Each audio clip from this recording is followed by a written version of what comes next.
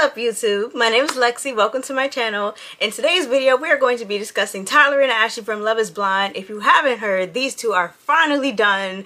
Round of applause for Ashley because it's just about time. Like, it shouldn't have even happened, to be totally honest, but I just want to talk about the situation because I have a lot to say. So before I get into any of it, please, if you like my vibe, do subscribe. Now, without further ado, go grab your tea, grab your snack, grab whatever's gonna make you comfortable as you are listening to me because I got a lot to say. So let's get into the video. So just for a little bit of backstory, we met Tyler and Ashley in season 7 of Love is Blind, which was a total catastrophe. I was so excited because I saw more black people that season. This couple right here, they were pretty much the attention grabber. They were the stars, so to say, of the show. And I really wanted to jump on YouTube when that season was going on, but I was a little scared. But don't worry, I will be here for season 8. At first, it was giving Brett and Tiffany, and I was excited. I was just like, okay, we're gonna get another black love couple. Like, yeah, I'm excited about that. And Love is Blind specifically, like, you don't really see a lot of, like, wonderful black love type of stories. If you're gonna be a black woman, like, having this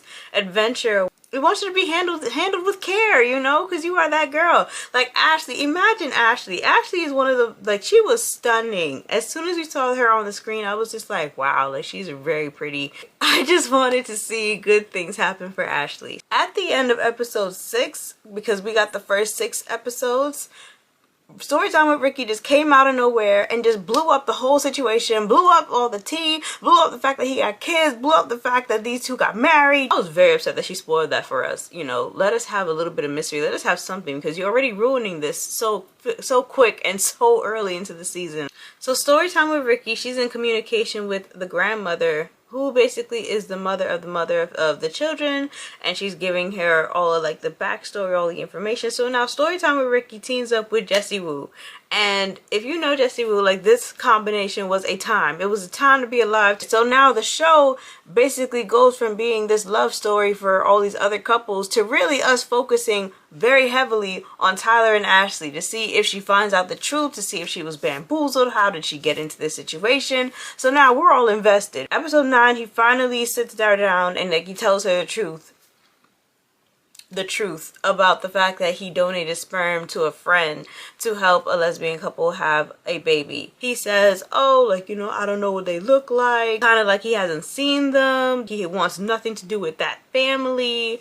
So he's having a whole disassociative moment when it comes to these children.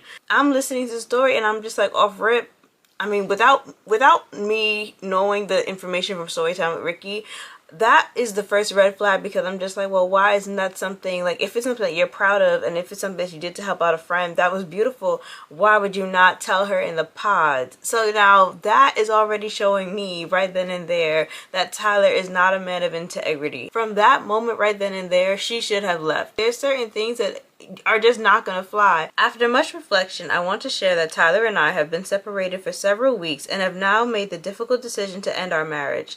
Ashley tells people in a statement, while I had hoped for mutual understanding and transparency in our relationship, it has become clear that our paths are no longer aligned, making it impossible for me to continue in this marriage. This was not a decision I made lightly, but one I know is necessary for my own growth and peace, she adds. While this chapter is ending, I will always hold respect for the time and love that we shared. I kindly ask for privacy during this deeply personal time as I focus on healing and building a new future. Thank you for your understanding and support.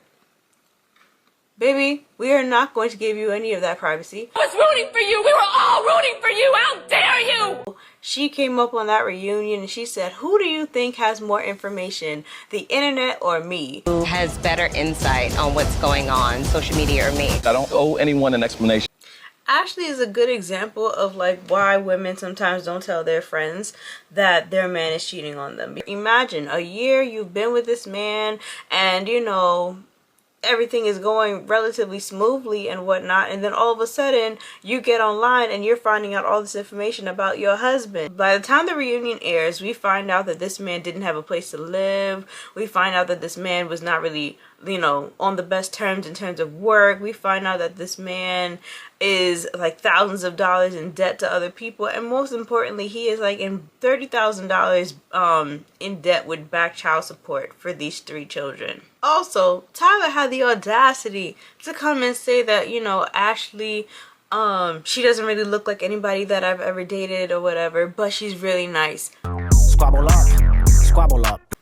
Tyler is a colorist. Tyler likes light-skinned girls. After the reunion, we definitely for sure got the 2 interviews from Bri, who is the mother of his children, and Bri's ex-wife, Deshawn. So in a combination of all of this information, it was just hit after hit after hit about Tyler.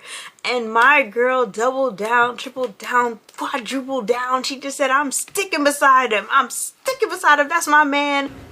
And that's what you're going to settle for. I'm gonna stick beside him. I'm a ride or die. One thing about me, I'm a ride and I will die. I will ride until you make sense. When you don't make sense no more, I'm dying. I'm out. I'm leaving. Don't put me through nothing. If you go to jail, I ain't gonna be there with you. If you kill somebody, I don't know. I'm not driving the getaway car. I'm snitching. I'm not that girl. I'm not that girl that you need in your life if you want to have an accomplice to things that you should not be doing. Things that when you are a ride or die type of girl, your whole image gets tainted because of who you are choosing. And that's another video for another day. Like, just the power of the most important decision that you will ever make in your life is who you are going to marry and who you are going to be partnered up with. Sister girl, we are not going to be giving you any peace during this troubling time. We are not. We are actually, in fact, going to recap everything that went on in the situation. We are not going to just let you get off the hook because you doubled, tripled, quadrupled down and told the internet that we didn't know what was going on and to mind our business and to love like Christ and blah, blah, blah. Like, do not ever use God as a gaslighter. God is never going to put you in a situation. If the situation caused the chaos and eruption of your life the way that Tyler erupted her complete life, that situation was not from God. And I need us to be honest about that. God will never put you in a position where you are just completely obliterated or whatever in the name of love. That is the work of the devil. And you need to be very attuned to the difference between the two of those things.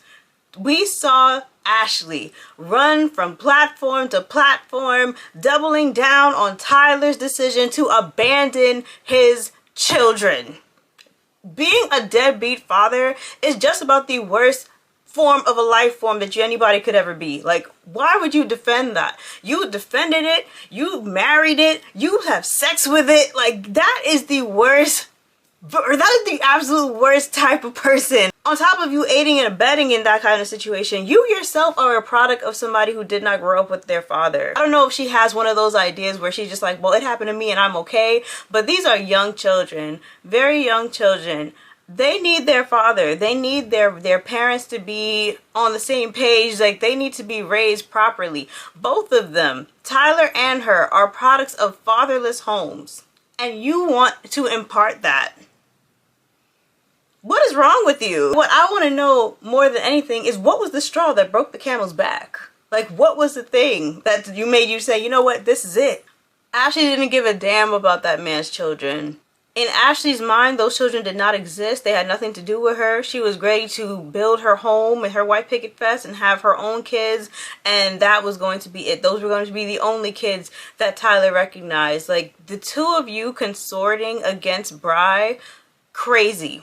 If I had a partner who had children, the children are a part of my partner. There's no way that I'm going to be disrespecting, outright disrespecting the mother of their children. Like, I'm just not going to be doing that. Another thing that really peeved me was the fact that she was so confidently speaking on behalf of Tyler and Bri. Were you in the bedroom? Do you know what happened? You cannot speak to something that you do not know. And the fact that she was just out there just spewing and repeating the things that he told her and whatnot. The lack of self-awareness with Ashley was terrible to watch. It was just the saddest case of stand by your man. So that is why she's not really going to be getting a lot of the sympathy. There's a lot of lessons to be learned, but she's not really going to be getting a lot of the sympathy because of the way that she carried on and the way that she went about things. I'm very happy that she did leave, but I'm also just very disappointed because I'm just like, now at the point where you have left after the point where Netflix could jump in to actually cover any of your divorce fees. You have left past the point of like public humiliation. Like, you put up with so much stuff that I don't even think, like, I don't know what was the motive for somebody to stay in that situation for as long as they did. There's still a lot to be talked about in terms of things that she needs to be accountable for. I love women. I am a woman. I support women endeavors. Like, I support women just wanting to be great and excelling in everything that they are setting their minds to do. However, you know, I feel like we're in a day and age sometimes where you have women who just kind of like pick up the mantle for any woman just because they are a woman, and it's just like, no, like, we have to be accountable for certain things that went wrong. The first rule of dating is to love yourself. And I don't mean love yourself like sit in a bath and light a candle or whatever, but like really and truly just love who you are. Do the deep healing work to be like, you know, set standards for yourself.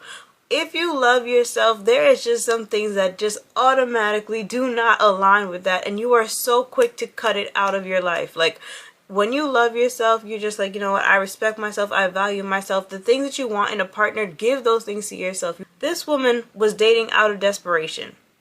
The woman, she, like, Ashley came up on our screen, and the first thing she was talking about was like, you know, I'm over 30, and it's like you're fishing through the clearance rack or whatever. And I'm just like, listen here, that fear of abandonment, that fear of being alone, that is keeping you people trapped in relationships that should have ended eons, decades ago, or even trapped in relationships that should have never even happened in the first place, just because you don't want to be alone. Like, everybody wants to have their person along the way, but if I'm going to be partnered with somebody, I'm not partnering up with somebody who is dead weight. So that person has to add some kind of benefit to my life, and not in terms of like modern day prostitution that kind of goes on, but like more so in a way where I want to have certain experiences. I want to know if you could enrich that. I want to know if you're going to join those rides, that if you're going to be part of that adventure with me. I want to know that you're going to be dependable. Like, I want to know that you are going to have my back in every way, shape, or form. I want to know that we're building together, like, etc., etc. There's just, so I need a man of integrity at the end of the day. I'm not partnering up with somebody who could be bought, who could be sold, somebody who is making terrible life decisions, somebody who is abandoning their responsibilities and whatnot. Like, I want the quality of my life to be exponential. Like, I want the quality of my life to rise because you're in my life as well. If I could do bad all by myself, I'm gonna do bad all by myself. The next thing is that blind loyalty. That, like, you know, this person said something, so it sounds good, and just kind of rolling with it. Do your research. Do your homework. Like, you know, make sure that people are tried and true, and make sure that you're able to see all sides of these people before you are just going up in arms and going to bat for somebody else. This is a con artist at the end of the day. This man had no home, and he went on Love is Blind. This man had no materials. He had no finance for the romance. You got to have a J-O-B if you want to be with me. He had nothing, and he went on Love is Blind to be married to somebody else. A way to just secure security, secure a home, secure, like, you know, access to somebody or whatever. When you're unhealed, like, a lot of things is gonna kind of just fly under the radar. When you're unhealed, you're gonna, you know, sacrifice yourself. You're gonna put yourself out there for certain things. You're gonna just like overperform because you're trying to compensate for like a lack that you're feeling within yourself. And that is a dangerous place to be dating from. That's a dangerous place for, like, for connection. It's a dangerous place for friendship. It's a dangerous place in general. Love yourself first. Love yourself enough to know that this is what I'm going to accept in my life. This is what I'm not going to accept in my life. Number 3, never let a man make you look stupid. Never have a man have to put you in a position where, like, your integrity has to get questioned. Once these kind of situations start to pop up, you need to get out. I should not have to be fighting for my life just because you're here. And the minute that I have to start fighting for my life, that's how I know that we are not aligned. Because before that, I was good. I was by myself. I was peaceful or whatever. I might have been a little lonely, but that was it. Nobody was over here dragging me. Ashley had people dragging her. To this day, she still has people dragging her. Look at me, you know, content is being created because this lady went to bat for you. And he sat down here in that pod and he told her, I'm going to protect you. I'm going to defend you. I love the hell out of you. Yada, yada, yada. This is not love. This is straight up manipulation. Love is the most powerful force on the planet. When you love somebody, it's easy for you to kind of get a little blinded, a little sidetracked, but you have to be able to still like love the person in totality, but also do not forget to use logic. 4. Dating while insecure. Sometimes the most insecure people are the most beautiful people that you come across. Facing your insecurities, it takes a lot of work. It takes a lot of courage to actually be like, you know what, I'm insecure about XYZ, da da da da da. But dating while insecure will get you nowhere. When you are just not confident in general or whatever, it makes you susceptible to a lot of lies. Like, people are able to manipulate you a lot easier. That need for external validation will get you messed up every time. Be able to validate yourself. Know that you are beautiful. Know that you are this. Know that you are skilled. Know that you are talented. Know that you are great. Like, know that fill your cup up as much as possible before you get in communication with somebody else. The fear of being alone. Ashley got into this situation because she feared being alone. She feared that she wasn't going to get chose. And Chris Colleen is definitely getting dragged a lot for the situation. However, it was still Ashley who said yes to this man. It was Ashley that accepted Tyler in her life based off of feelings. Fleeting, fickle feelings. Crazy. The infatuation stage of a person at that or whatever.